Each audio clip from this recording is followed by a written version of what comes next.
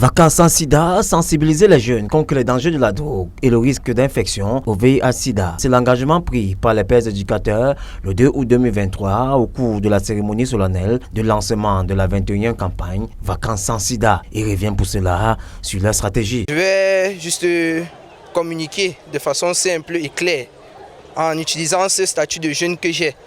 Donc je vais utiliser des termes plus compréhensibles pour les jeunes que nous sommes, en disant des mots de communication plus compréhensibles par les jeunes que nous sommes. Donc le langage commun certes va être utilisé, mais le but va toujours être atteint. Le fait c'est qu'il faut qu'on soit clair, que ce soit du début jusqu'à la fin, et qu'on captive l'attention des jeunes au maximum. On sait que les gens de notre génération ne sont pas trop attirés par les longs discours. Donc on va s'assurer d'être aussi court et clair que possible. Pour sensibiliser, n'est-ce pas? Je vais maintenir le sourire. On nous a appris beaucoup de choses durant la formation. Comment approcher le récepteur.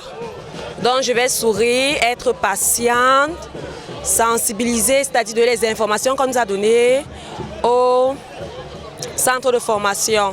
Unis à l'esplanade des synergies africaines à Yaoundé, ils sont venus nombreux, membres du gouvernement, représentants des organisations internationales et les 130 pères éducateurs à l'ouverture de cette 21e campagne qui a servi de tremplin pour parler des problèmes des jeunes, notamment la consommation de drogue qui crée de nombreux maux, notamment l'insécurité, le problème de santé publique et la menace à la paix. Selon le rapport des synergies africaines, les jeunes de 14 à 24 ans sont les plus touchés, avec notamment 6 nouvelles infections sur 10 chez les jeunes, dont les filles sont 9 fois plus touchées que les garçons. Il sera donc question, à travers la présentation technique de la campagne, pour ces jeunes pères éducateurs, combattants de Madame Chantal Biya, de se déployer sur le terrain afin d'informer, sensibiliser les jeunes contre la consommation des drogues, mais aussi les encourager au dépistage volontaire et au retrait des résultats. En présidant la cérémonie de lancement, Manaouda Malachi s'est voulu moralisateur tout en revenant sur les dernières statistiques et relatifs. Vous devez comprendre qu'après ces vacances, la vie va continuer. Et c'est encore vous qui allez supporter et vivre avec les conséquences de vos comportements à risque d'aujourd'hui.